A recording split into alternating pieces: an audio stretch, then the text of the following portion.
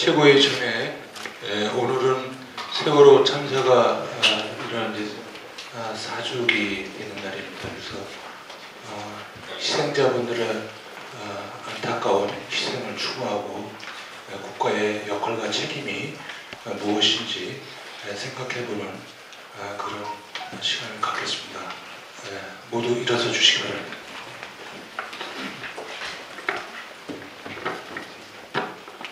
네, 모두 응답.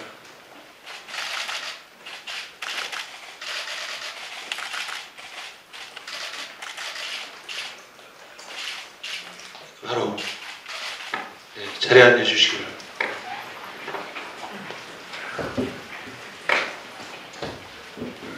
네, 제21차 바른미래당 최고위원회의를 시작하도록 하겠습니다. 21차 최고위원회의 개의를 전합니다. 저의 목소리가 너무 아름다운 목소리가 돼서 좀 미안합니다. 제가 좀 말씀을 삼가해야 되는데 오늘 좀 중요한 사안들이 좀 많아서 좀 말씀을 드리더라도 양해를 해주시기 바랍니다. 오늘이 그 뼈아픈 세월호 4주기를 맞이한 날입니다. 희생된 학생들을 비롯한 여러분들 그리고 명복을 빌면서 유가족들에게는 심심한 위로 말씀을 드리지 않을 수가 없습니다. 한편으로 아직도 5명의 유해는 수습이 되지 못하고 있고 진상 규명조차 제대로 이루어지지 않는 4주기를 맞이하면서 대단히 죄송스럽고 부끄러운 마음을 금할 수가 없습니다. 나라가 안전 불감증에서 아직도 헤어나지 못하고 안전사고가 계속 일어나고 있는 안타까운 현실을 보면서 세월호의 교훈을 아직도 터득하지 못한 대한민국 하는 측면에서 죄스럽고 부끄러운 마음을 금할 수가 없습니다. 야당이지만 바른미래당은 안전한 나라, 그 나라가 바로 나라다운 나라라고 생각하고 안전사고가 없고 재난이 없는 그런 나라를 만드는데 최선을 다하겠다는 4주기를 맞이한 각오 말씀을 드립니다. 지금 민주당 당원이 한 댓글 조작 사건이 온 나라를 지금 불태우고 있습니다. 김기식 금융감독원장의 비리 덩어리가 국민을 현기증나게 하더니 이제는 댓글 조작 사건이 나라를 뒤흔들면서 국민을 멀미 상황까지 몰고 왔습니다. 이 상황은, 이 댓글 사건은 저희들은 맹목적으로 의혹을 확대하면서 확산시킬 의도는 추호도 없습니다.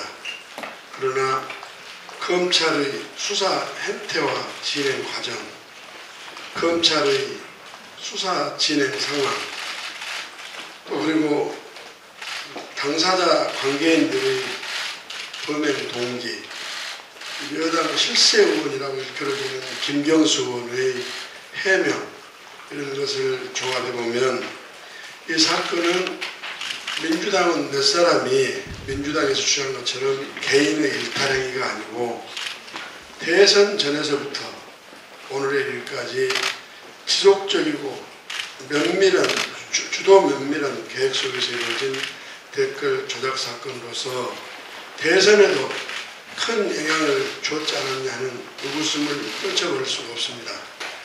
이 댓글 조작은 국민의 의사를 기반으로 해서 국가를 운영한다는 민주주의 대원칙을 근본을 훼손하는 그런 중요 범죄입니다. 국민의 여론을 조작하고 왜곡을 해서 그것에 터잡아서 국가를 운영했을 때 대한민국 나라가 어느 방향으로 운영이 되겠습니까?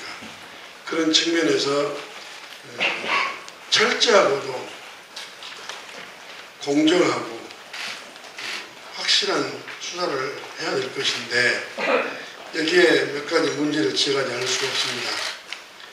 첫째로 고소인인 민주당은 이 사건의 수사에 대해서 엄정한 수사를 촉구를, 즉 성역 없는 철저한 수사를 촉구해도 부족한 판에 개인을 일탈된 행동이라고 검찰과 경찰에 수사 지침을 내린다는 행태를 보이고 있고, 실세 의원 김경수 의원이 관여된 부분에 대해서는 꿀먹은 벙어리 행세를 지금 하고 있습니다.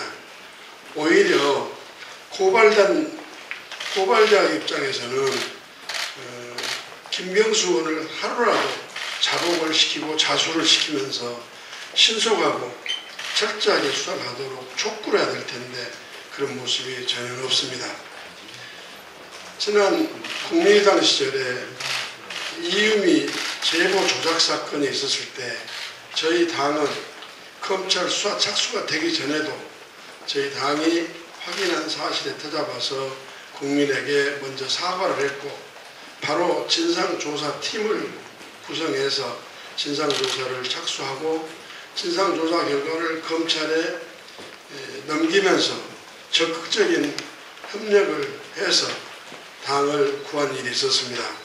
당시에 더불어민주당은 검찰이 머리를 자르는 수사를 해서 안 된다, 미필적 고의로 적용해서 대표 당시 대선 후보까지 문제를 삼아야 된다 등등의 수사 가이드라인을 마치 검찰총장처럼 이야기를 했지만, 저희들은 흔들리지 않고 사실에 입각해서 당이 해체가 되더라도 진실에 입각한 진상은 규명이 돼야 한다는 자세로 저희들은 협력을 해왔습니다. 지금 바로 그런 자세가 민주당한테 필요한 것이 아닌가 이런 생각을 듭니다. 두 번째는 적폐를 청산한다고 적폐 청산 작업을 아주 밀도 있게 진행하고 있는 이 정권이 이 적폐 중에 적폐라고 할 수 있는 댓글 조작 사건을 성역 없이 엄정 수사하라고 검경에 조치를 하는 것이 맞음에도 변명과 은폐에 급급한 더불어민주당이나 다름없는 행태를 보이고 있는 것이 아주 마음에 걸립니다. 사실은 그동안 검찰은 살아있는 권력에는 호랑이가 생쥐가 되고 죽은 권력에는 호랑이 역할을 해왔는데, 바로 이 살아있는 권력이 관여된 이 댓글 조작 사건 의혹이 제기된 이 상황에서 청와대가 나서서 마치 김기식이 이 원장을 보호하려고 노력한 것처럼 적극적으로 이 사건을 은폐하지 말고 수사할 수 있도록 분위기를 조성하고 지시를 내려야 된다, 이 말씀을 드리지 않을 수가 없습니다. 또 검경의 이야기를 하지 않을 수가 없습니다. 지금 검찰이나 경찰의 수사권 조정 문제, 또 고위공직자 비리 수사처 설치 문제, 검경 모두가 과거사에 대한 잘못된 부분에 대한 반성과 사과 조치, 재발 방지 약속을 한 그런 정신과 자세에 입각해서 이 문제는 한치의 의혹이 없도록 철저하고 성의 없는 엄정한 수사가 이루어져야 한다고 생각을 합니다.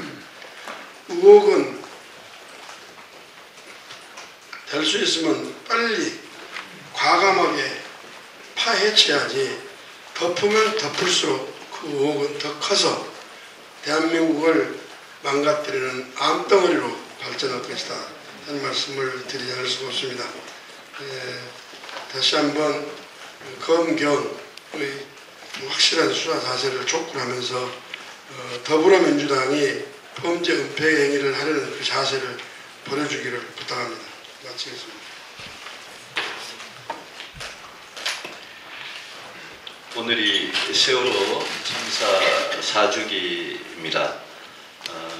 희생자 299명과 아직도 미수습자로 남아있는 5분 포함한 모든 분들 고인의 명복을 빕니다. 유가족과 미수습자의 가족분들, 또 생존자들이 그동안 고통을 겪어온 데 대해서도 깊은 위로의 말씀을 드립니다. 3년 전에 저는 새누리당 원내대표로서 세월호 인양을 강력히 주장해서 관철시켰습니다. 그와 동시에 저는 우리 정치권이 이 비극을 정치적으로 악용하려는 그런 유혹에서 벗어나서 통합과 치유의 길로 나아가야 한다고 강조했습니다. 진보든 보수든 세월호를 정치적으로 이용하는 행위는 중단되어야 함을 다시 한번 강조합니다. 세월호 이후에도 지난 4년간 크고 작은 참사는 계속되고 있습니다. 국정의 무한 책임을 진 문재인 정부는 대한민국을 과연 안전한 나라, 인간의 존엄과 가치 그리고 생명의 소중함을 지키는 나라로 만들기 위해서 과연 어떠한 실질적인 노력을 하고 있는지 스스로 묻고 책임을 다해야 한다고 생각합니다. 박주선 대표님 말씀하셨습니다만은 워낙 중요한 일이라서 저도 말을 하겠습니다. 민주당원의 댓글 공작 사건에 문재인 정권의 핵심 실세가 개입되었다는 의혹이 제기되었습니다.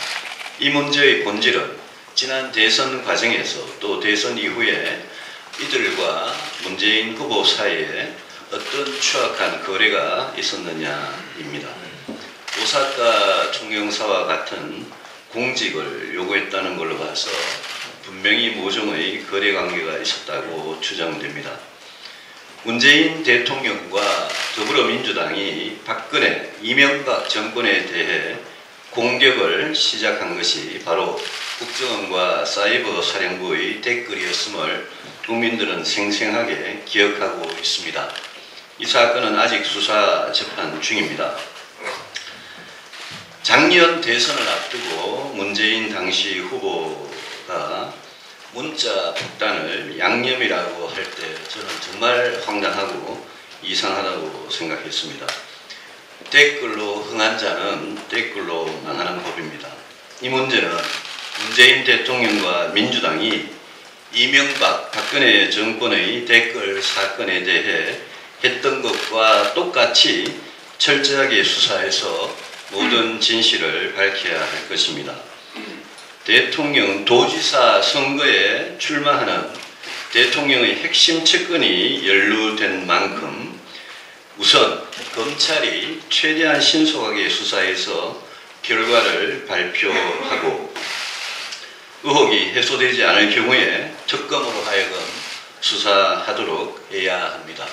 또한 우리 국회가 국정조사 등 할 수 있는 모든 방법을 강구해야 할 것입니다. 2016년 10월 24일 JTBC가 최순실 태블릿 PC를 공개하자 박근혜 정권의 검찰은 전격 수사에 착수해서 27일 후인 11월 20일 공소장을 내놓았습니다. 이번에 이 사건은 3월 20일 3명이 체포되고 21일 3명이 체포되었고 3월 30일 검찰에 송치되었고 4월 13일 첫 보도가 되었습니다. 도대체 이 26일의 시간 동안 경찰과 검찰은 무엇을 했는지 묻지 않을 수 없습니다. 박근혜 정부의 국정농단 사태에 대한 박근혜 정부의 검찰이 수사한 속도에 비해서 너무나 대조가 됩니다. 더도 말고 덜도 말고 경찰과 검찰은 그때처럼 수사해서 최대한 빠른 시일 내에 불법 여부를 밝힐 것을 강력히 촉구합니다. 이 정부가 입만 열면 촛불 민심, 촛불 혁명을 외치는데 이 정권이 지난 대선에서 어떤 댓글 공작으로 민주주의를 훼손했는지 우리 바른미래당은 끝까지 진실을 밝혀낼 것입니다. 금강 원장의 불법과 비리에 대해서 13일 대통령이 직접 글을 써서 이렇게 이야기했습니다. 위법이라는 객관적 판정이 있으면 사임토록 하겠다. 당시 국회의원들이 관행에 비추어 도덕성이 평균 이하라고 판단되면 사임토록 하겠다. 이렇게 이야기했습니다. 당일 마산에서 제가 이야기를 했지만 대통령이 직접 쓴 이 발언이 너무나 황당해서 오늘 다시 강조해서 지적을 합니다. 금감 원장의 위법 여부는 검찰의 수사, 기소와 법원의 판결로 결정된다는 것은 일반 국민들도 다 아는 상식인데 변호사 출신의 대통령이 위법 여부를 선관위에 엉뚱하게 질의를 했고 그 질의 내용도 선관위가 판단할 내용이 아닌 게 많습니다. 그리고 위법이라면 형을 선고받고 감옥에 갈 일이지 이게 무슨 해임도 아니고 사임으로 끝날 일이 아니지 않겠습니까? 국회의원들의 당시 관행에 비추어 도덕성이 평균 이하라고 판단되면 사임토록 하겠다. 이 말은 정말 황당하기 짝이 없습니다. 문재인 대통령과 김기식 금감원장은 두 분 모두 19대의 초선 국회의원이었습니다. 19대 국회에서 김기식 의원의 도덕성이 평균 이상이라고 문재인 대통령이 생각한다면 문재인 대통령 본인의 도덕성 수준이 도대체 어떻게 했길래 이런 말도 안 되는 말을 한다는 말입니까? 또 대통령의 이 발언은 19대 국회의원들에게 당신들은 김기식보다 더 부패하지 않았나 라고 모욕을 주는 발언입니다. 국회가 왜 대통령으로부터 이런 모욕을 받아야 하는지 저는 도저히 이해할 수 없고 참을 수가 없습니다. 이런 모욕을 당하고도 대통령 눈치만 살피는 민주당 의원들은 한심하고 불쌍합니다. 이분들은 국회의원을 그만두는 게 저는 맞다고 생각합니다. 검찰이 이 의혹을 충분히 해소하지 못할 경우에 바른미래당은 반드시 특검과 국정조사를 다른 야당들의 동의를 구해서 추진할 것입니다. 전국의 민생 현장을 다니면서 느낀 점을 한마디 마지막으로 말씀드리겠습니다. 남북 미북 정상회담과 금감원장 불법 비리 또 댓글 공작 이런 사건에 파묻혀서 국민들의 먹고 사는 문제가 참으로 심각한 위기에 처해 있음에도 불구하고 민생과 경제 위기를 초래한 문재인 정권의 지난 1년에 대한 비판의 목소리도 약하고 이 정권은 조금도 반성할 줄 모릅니다. 멀쩡하게 있던 일자리도 사라지고 중소기업 소상공인 자영업자들은 비명을 지르고 있는데 이번 6월에도 최저임금은 또 올린다고 하고 국민 세금으로 공무원 일자리 늘리는 것도 전혀 그만둘 생각이 없습니다. 일시적인 재정흑자에 대해서 착각을 하고 정세 없는 복지에 매달리고 있습니다. 문재인 정권은 경제, 민생이 망가져도 정책을 바꿀 생각이 전혀 없습니다.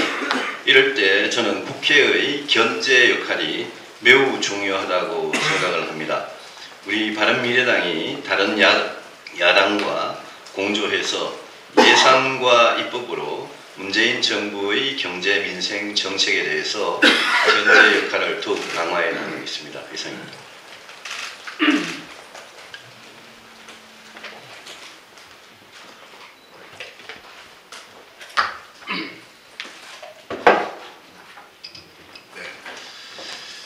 김기식의 버티기, 김경수 의원의 여론 조작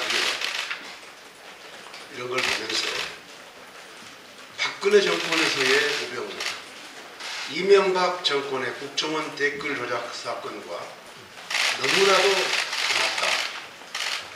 같다라고 할 수밖에 없습니다. 도대체 문재인 정부가 이명박, 박근혜 적폐 정권과 무엇이 다른 것인지 묻지 않을 수 없습니다. 댓글 조작 혐의로 구속된 드루킹 김씨가 대선 과정에서 얼마나 핵심적인 역할을 했으면 김경수 의원에게 주 일본 대사 내지 오사카 총영사 자리를 요구할 수 있었는지 경악하지 않을 수 없습니다. 또한 김경수 의원이 얼마나 이 정권의 최고 실세인가를 여실히 보여주고 있다고 생각합니다. 그런데 당사자인 김경수 의원과 민주당의 행태가 너무나도 강합니다. 김경수 의원은 악의적인 명예훼손, 허위 정보, 무책임한 보도라고 이야기하고 있고, 민주당은 근거 없는 마녀사냥, 수사정보 유출 경위를 조사해야 된다. 그래서 이런 적반하장이 있을 수 없다고 생각합니다. 아무튼 이 사건은 문재인 대통령의 복심이자 최고 실세가 연루된 사건입니다. 경찰청장의 유임 과정에서도 김경수 의원과의 의혹이 나오지 않았습니까? 아무튼 이 사건은 검경의 인사를 좌우하는 대통령의 최측근 실세가 연루된 사건이기 때문에 검찰, 경찰에 이 사건 수사를 맡겨도 되는 것인지 참 그런 의심도 듭니다만, 그럼에도 불구하고 정말 이명박 박근혜 적폐청산 수사에서 보여줬던 검찰의 그런 수사를 기대하고, 그렇지 않다면 유승민 대표 말씀하신 대로 곧바로 특검과 국정조사로 진행돼야 한다. 저는 그 말씀을 다시 한번 강조합니다. 어제 한국고용정보원이 발표한 통계에 따르면 일자리를 잃어서 실업급여를 받는 고용보험 가입자 수가 올해 1분기에 62만 8천 명, 역대 최다를 기록했습니다. 분기별 수급자 수를 집계한 2010년 이후 가장 많은 숫자입니다. 문재인 정부 들어서서 고용과 실업 문제에 있어서 최대, 최악이라는 최상급 용어는 이제 일상화되어 버렸습니다. 지난 3월 청년 실업률 11.6%, 실질적 청년 실업률 24%로 최악, 전체 실업률 역시 2001년 이후 17년 만에 최악인 4.5%, 총 실업자 수 125만 7천 명으로 2000년 이후 역대 최대 등 부끄러운 기록만 경신되고 있습니다. 2000년 당시는 IMF 충격 여파로, 2010년은 세계적인 금융위기의 여파가 있었지만 지금은 세계 경제가 호황 아닙니까? 그런데 유독 실업률과 관계된 지수, 특히 최저임금 수준의 급여를 받는 저소득층에서 고용 한파가 두드러지고 있습니다. 이는 문재인 정부가 들어선 이후 더욱 가속화되고 있습니다. 문재인 정부는 서민을 위한다고 최저임금을 급격하게 인상했지만 정작 서민 일자리만 18만 개가 사라졌습니다. 최저임금 인상의 직접적 수혜자가 되어야 할 대표적인 서민 일자리 임시 일용직은 올 1분기에 1년 전보다 18만 1천 명이 감소했습니다. 또한 정부가 작년에 일자리 예산으로만 24조 원, 본예산에서 17조, 추가 추경에서 6조 8천억, 24조 원 가까이 투입했지만 돌아온 결과는 8년 만에 최악의 성적표입니다. 이제 문재인 정부는 일자리 정부라고 말할 자격을 잃었습니다. 다시 말씀드리지만 문재인 정부는 경제정책 패러다임을 전면 전환해야 합니다. 과감한 규제개혁과 구조개혁만이 근본적인 해결책입니다. 내년도 최저임금을 동결 수준으로 공표해서 시장이 안정될 수 있도록 해야 합니다. 문재인 정부가 이를 계속 외면한다면 역대 최악의 무능정부라는 오명과 함께 정권 실패가 가속화될 것임을 강력하게 경고합니다. 이상입니다.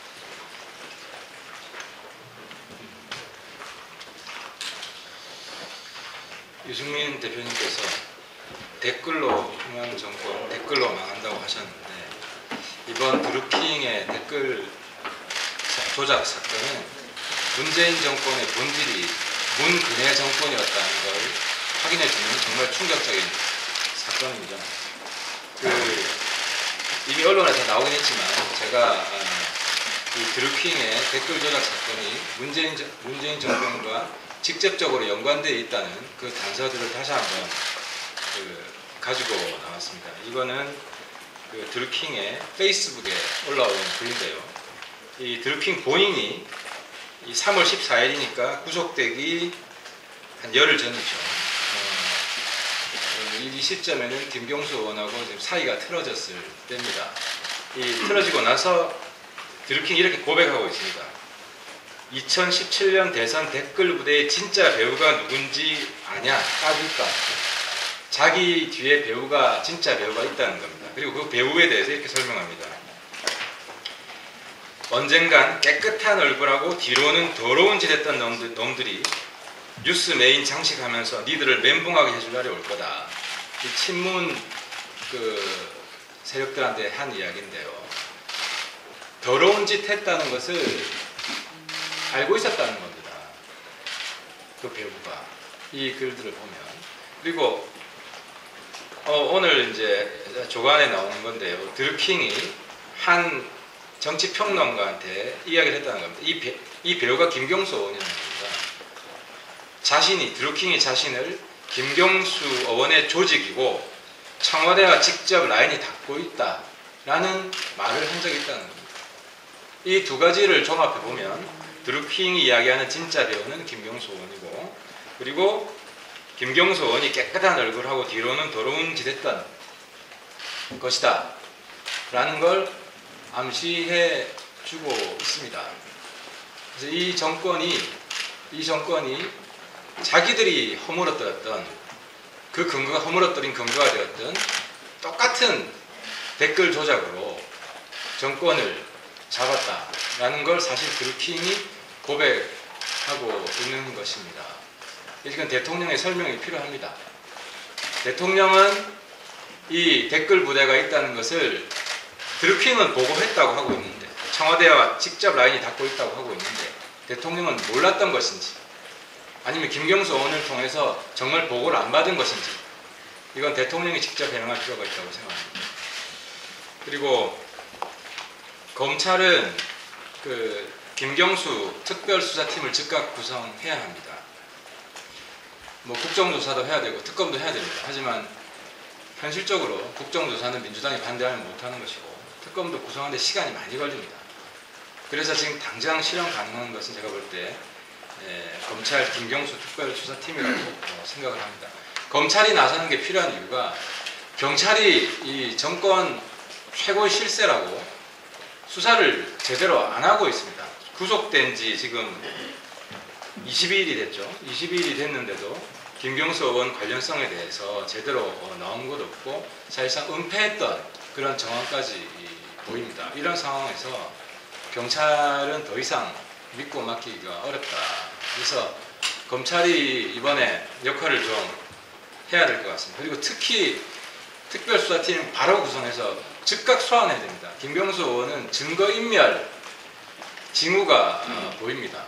김경수 의원은 본인 입으로 드루킹이 보낸 텔레그램 문자를 확인하지 않았다고 했습니다. 확인하지 않았으면 드루킹이 지우지 않았으면 남아있는 겁니다. 그런데 동시에 남아있지 않다고 했습니다. 이것은 그 내용을 이것이 가능한 유일한 방법은 자기가 그 단톡방을 빠져나온다거나 이런 방식입니다. 그러니까 당황하니까. 이 말은 증거인멸을 지금 시도하고 있다는 것입니다. 그리고 이게 즉각 소환해서 수사해야 되는 것이 필요한 이유가 국정원 이상의 비밀 활동을 한 것입니다. 떳떳하다면 왜 이렇게 비밀 활동을 했겠습니까? 텔레그램이라는 우리 한국 정부가 들여다보지 못하는 그 대화방을 이용했고, 또 그 매크로라는 이 불법적인 여론조작 프로그램을 썼기 때문에 이건 국정원도 쓰지 않은 겁니다. 그러니까 국정원 이상의 불법 비밀 활동을 한 것입니다. 때문에 김경수 의원에 대한 즉각 소환 수사가 반드시 필요하다고 생각합니다.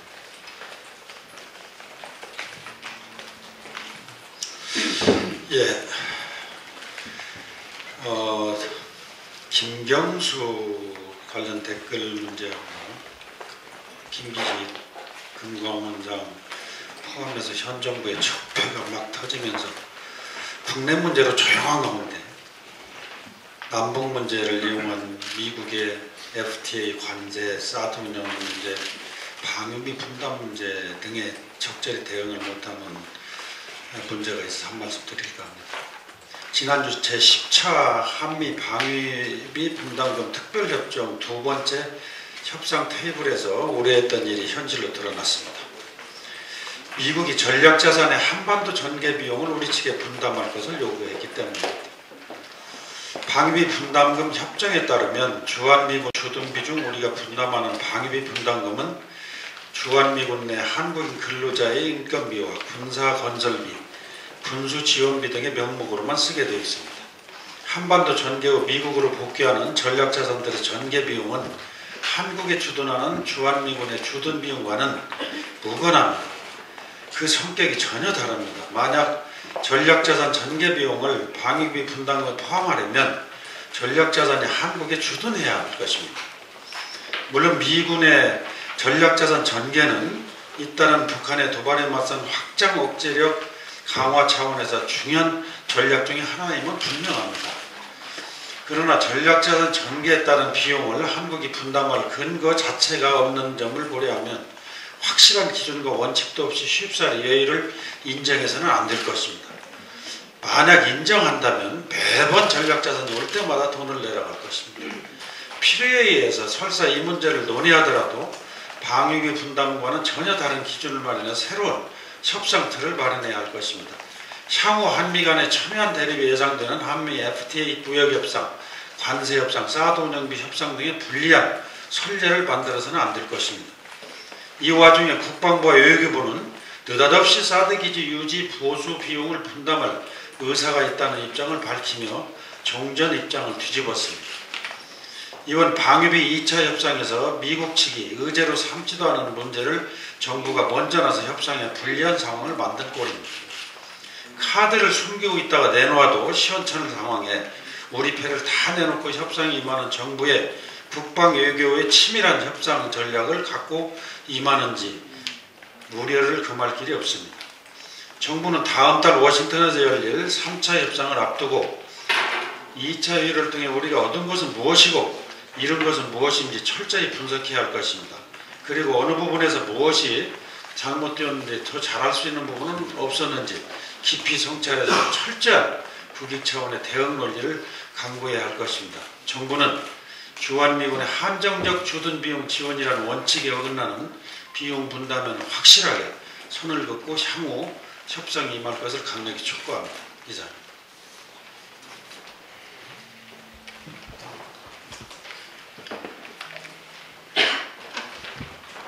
네, 서울경찰청 사이버수사대는 지난 1월 19일 네이버 측에서 댓글 조작에 대한 고소와 1월 31일 더불어민주당의 네이버 기사 댓글 조작 의혹에 대한 고발 사건에 대하여 6주간의 수사 후 민주당원 3명을 구속하여 단지 네이버에 대한 업무방해 혐의로 서울중앙지검에 구속 송치하였습니다. 피의자들이 일정한 경향성을 보이며 인터넷 활동을 활발히 한 특정 정당의 당원으로서 보수의 여론 공작으로 보이려는 계획적인 의도로 614개의 아이디를 이용하여 조직적인 활동을 한 점에 비추어 본다면 경찰은 피의자들이 지난 대선 경선 과정에서부터 대선 그리고 그 이후의 기간 동안 조직적, 계획적으로 어떻게 활동하였는지를 확인하고 이러한 활동에 지시, 수익자가 누구인지 유무형의 대가성이 있었는지 여부를 신속히 수사했어야 될 것입니다. 그럼에도 불구하고 경찰은 피의자 5명 중 나머지 2명에 대한 당원 여부 등 기본적인 신원 확인조차 하지 않았음은 물론 피의자들의 포털 활동 기간 및 내용과 범위에 대한 분석도 피의자들이 이용한 614개의 아이디의 사용 기간, 활동 내용, 활동의 조직성 여부와 피의자들의 포털 외에 인터넷 카페나 페북, 트위터 등의 활동 내용에 대한 분석조차 하지 않았습니다. 또한 피의자들의 계좌 내역 및 통화 내역, 그리고 사무실 CCTV도 확보하지 않은 채 외부와의 관계성 여부도 확인하지 않았습니다. 사건 수사를 전담한 서울경찰청 사이버수사대는 2개팀 13명이 사건을 담당하였습니다. 그럼에도 현재까지 구체적인 수사 진행 내용이 없다는 사실은 진실 규명에는 관심이 없고 철저한 수사 의지도 없는 것으로밖에 볼 수 없습니다. 왜 경찰은 마땅히 해야 할 수사를 하지 않은 것인지, 피의자 휴대폰에 남은 민주당 현역 의원이 여당의 실세로 일컬어지는 김경수 의원이라는 점을 확인했기 때문에 미온적으로 수사에 임했는지 그 책임을 묻겠습니다. 그리고 검찰 수사의 미온적 태도에 대해서도 지적하지 않을 수 없습니다. 이번 사건은 민주당 당원들이 컴퓨터와 불법 프로그램을 통해 조직적이고 불법적으로 여론을 조작했고 지난 대선에서도 선거에 영향을 끼쳤을 거라는 의혹이 확실시되고 있습니다. 그런데 검찰은 이번 사건을 형사 3부에 배당했습니다. 컴퓨터 등 정보 처리 장치 및 정보통신 매체와 관련된 증거자료에 대한 압수수색은 첨단범죄수사부가 맡도록 되어 있는데 이를 일반 범죄 사건을 다루는 형사 3부에 배당한 것은 검찰이 수사할 의지가 없다고 볼 수밖에 없는 부분입니다. 또한 지난 30일 검찰로 넘어온 본 사건에 대해서 2주가 지나도록 아무런 수사 진행도 없습니다. 김경수 더불어민주당 의원과 댓글 공작에 가담한 민주당원들이 메시지를 주고받은 사실이 드러난 그야말로 핵폭탄급 사건에 대해서 왜 검찰은 꼴먹은 벙어리가 된 것인지 묻지 않을 수 없습니다. 이번 사건은 여론을 이중으로 호도한 점에서 죄질이 더욱 나쁘고 사안이 매우 중하다고 볼 수 있는 사건입니다. 그런데 현재 5명의 피의자 중 3명은 검찰에 송치되어 있고 핸드폰, 노트북, 데스크탑, 컴퓨터 등 압수물과 2명의 피의자는 경찰에 있는 상황입니다. 경찰이 사건 일체를 일괄 송치하지 않고 있는 이유도 알 수 없습니다. 이 사건을 수사기관에서 철저하게 밝힐 수 있을지 심각하게 염려스러운 상황입니다. 지금까지의 수사의 미진과 향후의 수사 의지를 확인하기 위해서 저와 오신환 의원 등 댓글 공작과 관련된 대응 의원들은 오늘 오후에 서울경찰청을 방문하도록 하겠습니다. 구체적인 시간은 정해지는 대로 다시 말씀드리도록 하겠습니다.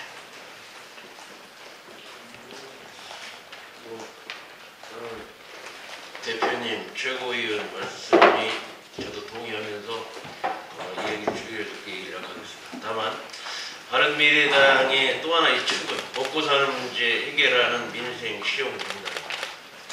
검증되지도 않은 소득주도 성장 경제정책 1년이 대한민국의 경제를 빨간등을 여기저기 켜주고 있습니다. 특히 청와대 일자리 상황파는 레드라인을 넘어섰습니다. 실업 대란, 고용 대란을 좀 위기를 맞고 있습니다. 아까 대표님 말씀을 원내대표님 말씀 중에 빠진 걸 하나 더 드린다고 하면 지금 소상공인 일용직 중소서민의 정부라고 하는 문재인 정부에서 지금 1, 4분기 약 18만 명의 일자리를 빼앗겼습니다. 이건 잃었다는 것이 아니라 빼앗겼다는 말씀으로 강조를 하고 싶고요. 지금 그 실업급여가 62만 8천 명에 1조 5천억이 일상에 나갔는데 이거를 정부에서 고용보험 피보험자 수가 늘어난 것으로 사회 안전망이 확대됐다. 이렇게 선점하고 있습니다. 이 말이 됩니까? 지금 현재 우리가 해외 의존도가 가장 높은 나라이기 때문에 미국이나 일본, 프랑스라는 선진국의 그런 경제 정책을 우리가 함께 연계해서 나가야 되는데 미국도 지금 거의 완전 고용 상태, 알다시피 뭐 법인세 35%, 21%들이 내리고 일본도 규제 협박, 여러 감세 등으로 해서 거의 완전 고용 상태. 프랑스 마크롱 대통령도 공공노동개혁으로 프랑스 비용을 치유하고 프랑스 경제를 살리고 있습니다. 다시 한번 수십 차례 강조하는데 먹고 사는 문제 아무리 이 댓글 적폐청산 이런 중요하죠. 그러나 그 상황에서도 어려운 분들의 먹고 사는 문제가 중요합니다. 다시 한번 강조합니다. 일자리 상황판 걷어내고 정말 민간 기업들이 일자리를 만들 수 있도록 기업 기살리기 운동본부를 빨리 만들어달라 하고 촉구합니다. 제가 한 가지만 보태겠습니다. 토요일 날 아침 신문을 보니까 문재인 대통령과 홍준표 대표가 만면에 활짝 웃음을 띠고 악수하는 것을 봤습니다. 두 분이 군사작전 하듯이 비밀 청와대 회동을 통해 가지고 무슨 흥정을 그렇게 잘하고 어떤 거래가 잘 성립이 돼서 이렇게 만족스러운 웃음을 펴고 있는 것인지 묻지 않을 수가 없습니다. 유신 독재나 군사 독재가 아니고는 대통령과 특정 정당의 대표가 비밀 회동을 한다는 것은 상상할 수도 없고, 이것은 군사 유신 독재 시절에 삭불한 논쟁을 불러일으켰던 정치의 태보요, 적폐 중에 적폐라고 생각합니다. 적폐 청산을 한다는 대통령이 특정 정당의 대표를 불러들여서 비밀 회동을 했을 때에는 필시 비밀 회동이 필요한 필요성, 비밀 회동의 목적을 공유를 했기 때문에 가능하다고 봅니다.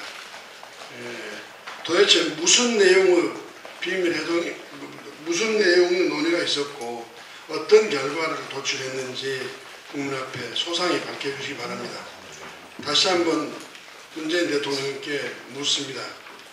이게 기회는 평등하고 과정은 공정하며 결과는 정의롭다는 대통령 취임사의 대목과 맞는 것인지, 또 홍준표 대표에게 묻습니다. 한 번도 얼굴 편 모습을 본 일이 없는데 왜 이렇게 활짝 웃고 있는지, 무슨 거래가 있는지, 있어서 그런 건지 좀 대답해 주시기 바랍니다. 시중에서는 홍준표 대표가 한국당 의원 좀 그만 잡아가라고 대통령께 읍소하라고 갔다가 거기에 따라서 대통령은 이 댓글 사건을 조금 무마해주고 김비식 원장 사건도 무마해달라는 그런 내용의 이야기가 있었을 것이다 하고 의혹이 지금 증폭이 되고 있습니다. 홍준표 대표에게 묻습니다. 입만 열면 검찰의 중립성, 독립성을 강조했던 분이 자기 당의 의원을 잡아가는 것은 검찰총장이나 부당한 수사를 한 것에 대해서 검찰이나 법무장관에게 문제를 제기해야지, 대통령의 힘을 빌려서 검찰을 압력을 넣어가지고 비리 자당원들을 보호하려고 하는 그 자세가 얼마나 시대에 뒤떨어진 일이고 적폐 중에 적폐냐, 이에 대한 홍준표 대표의 답변을 좀 구하고 싶습니다. 오늘 우리 댓글 사건과 관련해서 여러 우리 대표 최고위원님 말씀 계셨는데, 우리 당은 이 사건만큼은 분명히 뿌리를 뽑아야 한다 하는 자세로 임하겠습니다.